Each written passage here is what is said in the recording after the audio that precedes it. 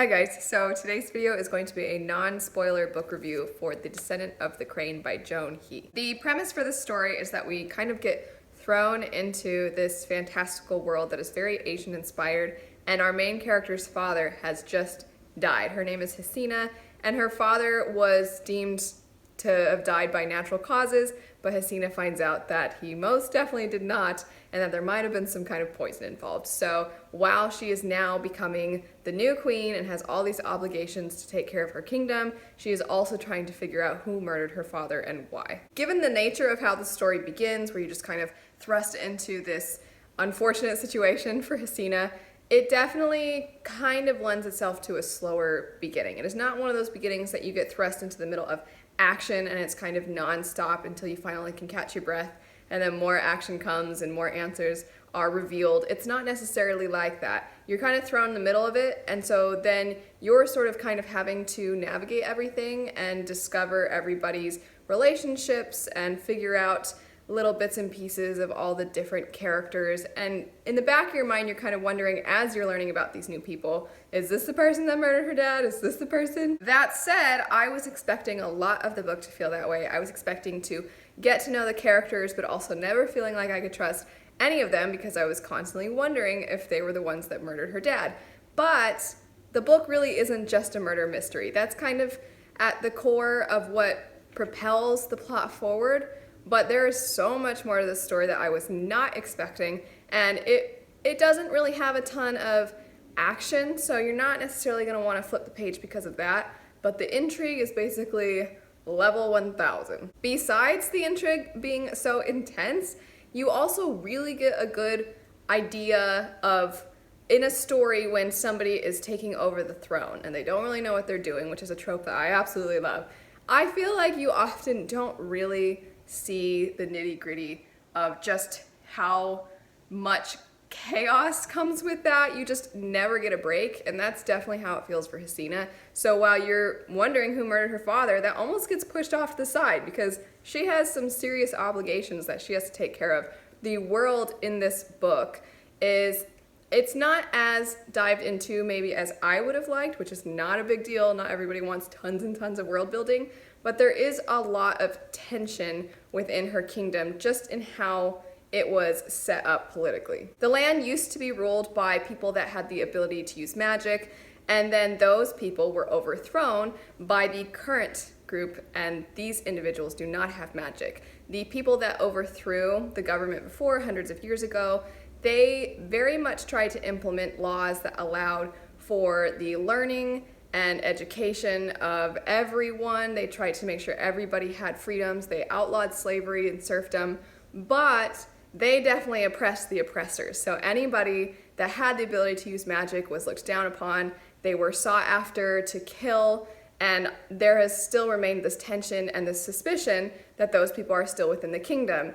And that plays a huge role in the book that I was not expecting, but that I totally ate up. I never had a fantastic grasp on what the magic wielders were actually capable of, nor did I have the most amazing grasp of how those magic wielders lived in other kingdoms. You kind of get a hint of it at one point in the book when our main character is interacting with somebody from another kingdom, but for the most part, I just felt like I could definitely have gotten more about the magic and the magic wielders, but that said, it is the first book in a series, so maybe I will get more. There were so many things going on in this story that I think it's possible that the focus was very much with our main character and her trying to fit this role and trying to discover who murdered her father. She's dealing with both the obligations of being queen while also she's still trying to hold on to this personal thing. She loved her father. She doesn't like that he's gone. She's in mourning, and in a way she's in denial because sometimes she won't even consider a certain person that it could be, because in her mind she's telling herself, no, it couldn't be that person. There's just no way, because she cares about that person. So she's kind of trying to battle these two sides of herself. She's trying to battle the one that is very loyal to her people and wants the best for her people, while also trying to still be herself and to care about those that she cares about. It is a fairly contained world because, like I said, most of it takes place within their kingdom, and you get like a little bit of a glimpse and references of other places, but it's primarily just this one place. And I wouldn't say it's bogged down with long paragraphs of world building where you're being told what everything looks like and everybody's role in society and the languages everybody speaks. You get glimpses of it. You get it when it's necessary, but you're not going to get so much of it that you feel like you can just imagine the flora and fauna. It's not that kind of world building, but I do feel that it was definitely there to the point where it enriched the story. I think that the world building within this, it was the right amount for this story, if that makes sense. Some stories, they really are kind of grounded in their world building, where others, there are other things about the story that take more precedence, and I think that was the case with this one. There was a lot of lore, there was a lot of the Asian inspiration in the story, but I never felt like I was reading a paragraph thinking like, ugh, okay, I get it. Can we get to something maybe to deal with the characters now? So while this has a murder mystery element to it, and while it also has a ton of intrigue and political happenings, there is also a ton of familial relationships, and I think that's something that a lot of people really love, and it's definitely something I find we don't see that often. So you have the main character, she has a full-blood brother, a half-brother, and then 2 adopted siblings, and the relationships between all of them are fairly complex, and at times you'll like one sibling, but then after a while you're like, I don't like that anymore, I like this one now. Just because of how sibling relationships are, sometimes certain siblings seem like they're the nice ones, but then it turns out maybe this other one is just, there's reasons why they are the way they are. And I thought that the author executed those brilliantly. I always really enjoyed seeing that our main character felt differently toward her siblings, even though she cared about them all. I just found it to be quite realistic, and it made the other characters feel like they were their own people. Sometimes in stories, it's just one big happy family, or there's one kind of outcast sibling that the main character doesn't get along with, or they're just kind of extreme. They're written to the point where you're like, okay, that one's just rotten.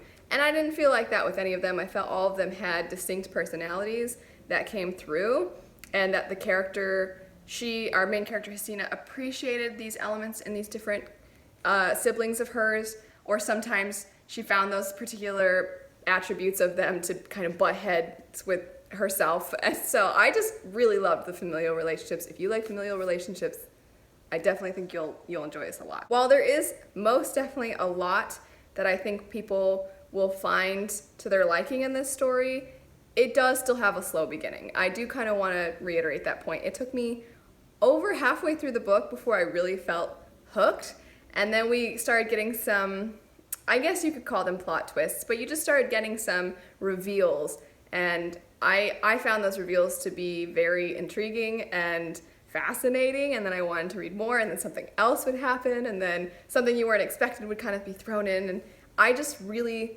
loved the halfway point on. It makes me want to go back and read the first half more, but for some people, they're probably going to be frustrated. Like I said, it does just kind of throw you into the middle of things. You don't know who anybody is. You don't know why you should care about this chick's dad, and you kind of, it takes time to unfold. And I think that that is going to be something that some readers just don't have the patience for. They want to be hooked sooner. They want to feel like they care sooner. And for me, it took a while. Maybe for some people it won't. But I'm certainly glad that I stuck with it because I thoroughly enjoyed it. One other thing I want to mention about this story that is, I don't know that I've ever stumbled across this in a book that I've read and felt the need to mention it in a book review. But sometimes how the author followed our character from one place to the next would almost happen so abruptly that I'd have to reread for a second because our character would be doing something and then all of a sudden she was in this other place. And maybe I was just being a total idiot and I was reading poorly. But I think a lot of times when you follow a character from one place to the next, you follow them. And for me, I found when I was reading this, every now and then it would be like, she would be doing something, Hasina would be doing something, and then she'd be caught up in emotion and would think like, I need to go find this. And then she would kind of like be in her rooms looking for that thing. And I was like, oh, okay, I guess she went from here to here. And I know that sounds really dumb, but I just felt the way in which the author had you follow the characters sometimes happened so abruptly that it took me a sec to realize that they actually went there. They weren't just thinking about going there or like, oh, I'll go there later. They went there. I don't know how to explain it any better. I feel like I explained that horribly, but sometimes I was slightly disoriented. That could just be me being a dummy though. Regardless of that, I really liked this book. I love the trope of a ruler having to learn their new role. I really love that trope. I enjoyed the familial relationships in this a lot, and I just think the author kind of kept me guessing a lot, and things would come up that I really liked, and I try as much as possible. I don't mind telling you guys if something isn't for me or if I really enjoyed something. I don't mind saying it, but at the end of the day, when I'm doing book reviews, I want to try to let you know as much as I can about the book and how it might appeal to you or how it might not appeal to you depending on your tastes.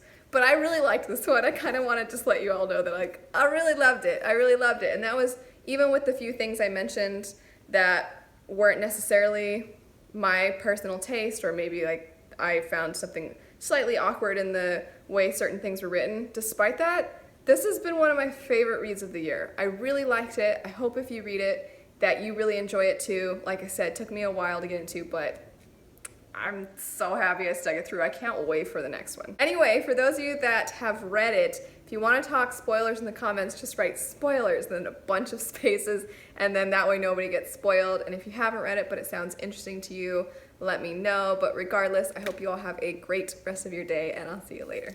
Bye.